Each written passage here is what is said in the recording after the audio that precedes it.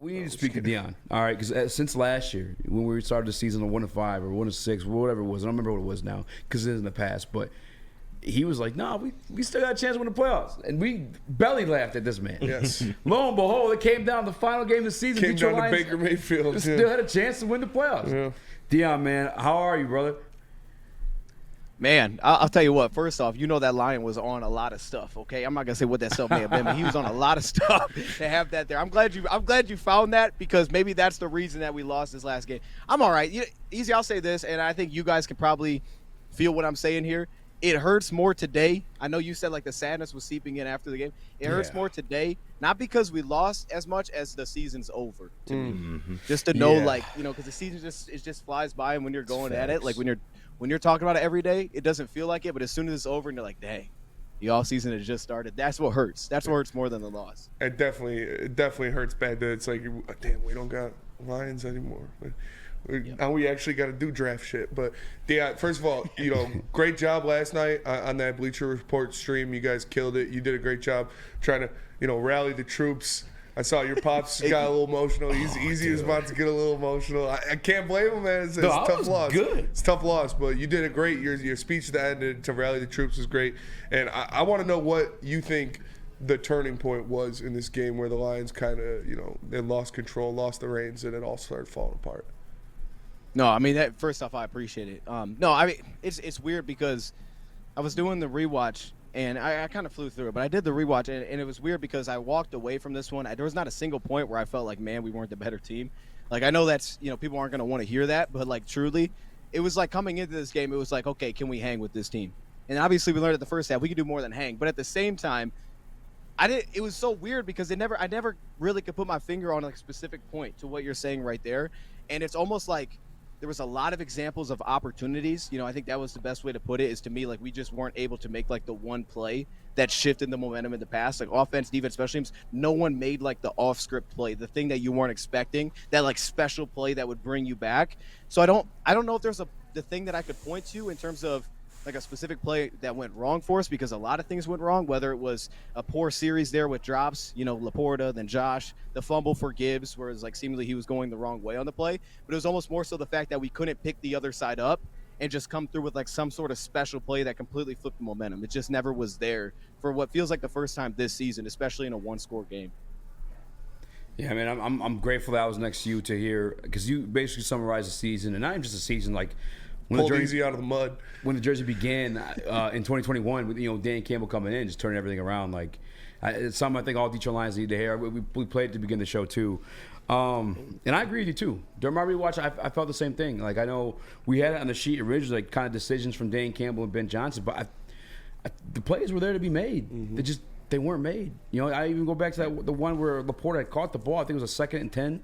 He had caught it, but he just got rocked, and the ball gets dropped at that point. You know what I'm saying? And then he obviously had Josh Reynolds dropping that I think on a 3rd 10 right after that, the clear-cut crosser he had. Like, it just comes down to execution, man.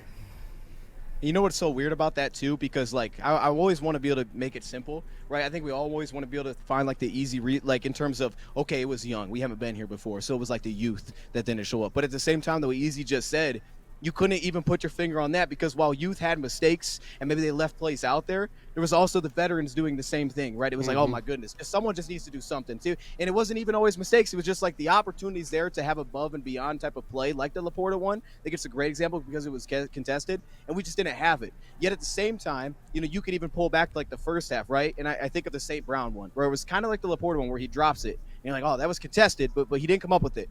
But the very next play, he's the guy that bounces it back and he makes the little run after catch first down, and like, all right, he made up for it. But it's just like in the second half, we couldn't get that play. We couldn't have like the beyond the script type of play. I really put together a whole graphic of just missed opportunities. It's unreal. Every drive just felt like we had it, offense and defense. It's tough, man. It's weird. Speaking of defense, last word you left off there. They're in the chat already. The people want to fire AG. That blows my mind. Do you not understand? The offense held to 7 points. The difference in the game was literally Brock Purdy going off script and running. Like that is Brock Purdy making a play. That's not AG adjustments. That's the other thing too. The Juwan Jennings, The catch. Did you see the catch he had to make for that play to continue on? Mm-hmm. The catch that Brandon Ayuk made to sit here and be complaining about scheme. Are these people crazy? It's absolutely nuts. I mean, look, I get it. I hear it because we hear it all season, but it is absolutely crazy, okay? I mean, first off, you just nailed it. I mean, you didn't even bring up the Brandon Ayuk play, which we were literally there for an interception, bounce off dude helmet, somehow the guy catches it. Like, those were the plays that got them back into it. And yes, they did things well, right? They had adjustments. I mean, I look at the second half and I said, okay, right? Immediately to start the second half, they had a beater for a coverage that we were running in that certain spot, all game long. They had a beater for it. It's like, all right, there's a big chunk play. But still, the defense, to be honest, while they didn't get like a stop and hold them to zero, and again, I think it's the point you just made. A lot of it's about execution. Like sometimes it is scheme. Sometimes like that first play where they get the big chunk play, it's like, yeah, they had a good play for what we're doing defensively. But like there was so many examples where it was just we didn't execute. Like I think of a big one, and again, another veteran, Alex Anzalone. I mean, the Lions don't play a spy, right? We hear them say that.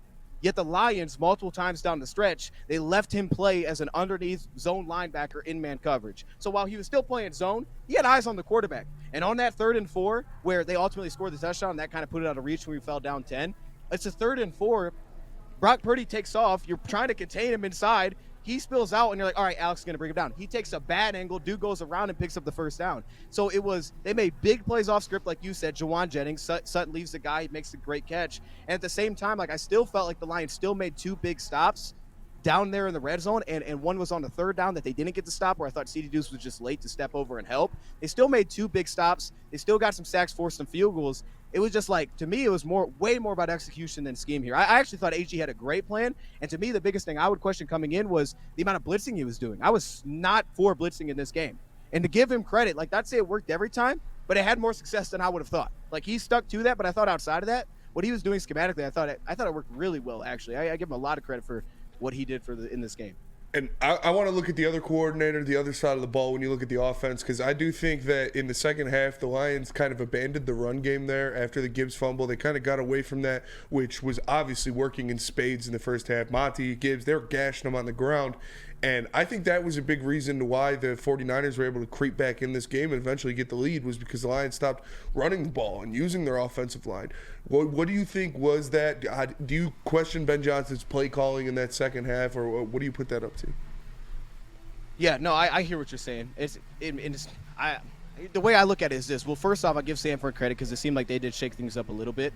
The Lions, like, schematically rushing the football, it seemed like they kind of did different things. Like, they started to get a little bit more of the power rushing attack in the interior, right? You started to see some of those duo plays. And they were still having some success. But, like, to me, I hear where you're coming from. The biggest play I would point to there is the 4th down, right? The second 4th down. Because when I look at that one, to me, a lot of credit to San Fran.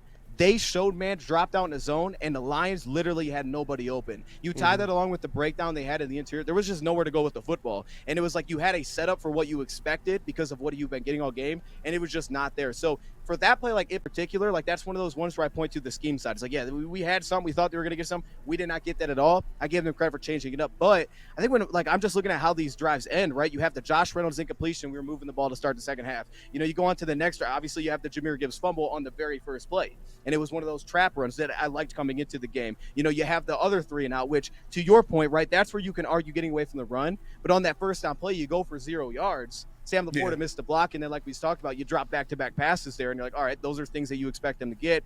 And then again, you move down the next possession, it's the 4th down stop, right? You're moving the ball again. They had a good play for what you did. Like, so that's like one of the specific areas where I'm with you, and then they scored at the end, but you know, we were down by 10. I don't know. I hear what you're saying. I think to a point I can understand what you're saying because the run game was working. I don't know. It feels more hindsight to me, though, than anything. But I do hear what you're saying. It just feels more hindsight because the plays were still there to be made. And That's if the fair. ball's in Josh Reynolds' hands, I expect him to make the play. That's fair. That was my number one reason why the Lions lost this game, was that they didn't make enough plays. You don't. Nobody's going to give you the championship trophy. Nobody's going to give you a conference, especially not the 49ers. You got to go out there and make plays. I say it every week. Big time players make big time plays in big time spots. Nobody on the Lions made plays in the second half, and the 49ers were making plays all over the field. How about go ahead. All I was going to add to that was the Jamison Williams one. Yeah. Because to me, the Jamison Williams, he had some great grabs in this one. And to me, this is more so that's something that he's going to, I think, go into the offseason and say I got to focus on, which is just tracking the football in general, because I thought it was hit and miss all year long. Mm-hmm. But, like, even that was one, right? That was like, it felt like if someone's going to come, it's going to be J-Mo. We hit on no trick plays. That one was like right there. He just made a great grab, and it was like, nope, it's not there. It's not there. So I agree with what you're saying. Sorry, Easy, go ahead. No, you're good. I was going to ask, like, because I know you had good things to say last night. And honestly, I probably already know your answer. But I guess confidence to be back in this game next year. Yeah. I mean, look, man, it's hard because the NFL playoffs are so hard. Like, if almost, and I know people are going to think I'm crazy, but I think if this was like a series, I would have trusted us to win this series. Like, after watching that game, I just think we had way too many answers against this team, especially on the offensive side of the ball. I think we would have beat this team in a series. And I know, coming in, I don't know if I would have preferred that. I think walking out, I would have preferred that. And that's why it's so difficult because, as we know, like, that's just the NFL playoffs, man. It's like, and there's so many of these teams historically. I mean, now we're seeing it with Bengals. Maybe it's a little bit of an injury thing, but it's just like, yo, one year they're there, and you're like, okay, they're going to be there every year. And it's just they're not. And it's just one play. Like, I mean, we could go back to the Rams game and look at that and say, what if there's no holding call? What if Hutch doesn't draw the holding flag on that play, right? What if Cam Sutton doesn't break it up after having a rough game and they kick a field goal there? I mean, we might lose that football game. I mean, it may have been one play difference in that entire game, and we may not be to this point, and then people are questioning, the validity of the season. So it's hard to trust that, but I will say this. I think where it has to start is just getting in there. And I know, well, they pause on that. Okay, I got you. It's just getting into the playoffs, and I do believe that the Lions are built to do that. It's a tough division, so it's not going to be easy. I think it's a really good division on the up, but I think just getting into playoffs is a challenge, and the Lions, to me, are for sure built like one of these consistent playoff teams. Dallas, man, I appreciate you coming on. Any words to keep our heads up before we let you get going? Oh, dang. Man. You're asking him to do it two nights in a row? Yeah. He's just so good at it. Yeah, like, I know, bro. The speed, look, hey, man. First off, shout out to Easy because that thing's popping. I'm like, yo, there's a lot of people watching this. No, man. I mean, look, shout out to you. You killed that, by the way. That was phenomenal. Off the top of your head too. Because we were supposed to wrap up after the game. They're like, oh, a little post game. A little post game. Yeah, no, look, if I would have posted that, I got 3 likes on that thing. You made it like blow up. But I will say this, man. I would just say this. Like, it's one of those things where you hate to hear as a fan, but we can't really control what's happening, so we're just watching. Man, I'd say just be grateful for the fact that we got to watch 20 games this year because I mean that's crazy. Yeah. I know that's never happened. Lions. We got to watch 20 games. We're on Senior Bowl week, and the Lions just got done playing football. So just enjoy that. It hurts in the moment, but to be honest, I could be alone, but I think most people are like this. It still is fun, even when they lose, to just watch the moments of it. And I will say the Lions' future is clearly bright. We have a quarterback in place. We have one of the best draft departments, so we should all be excited for that because they're going to go nail the draft again.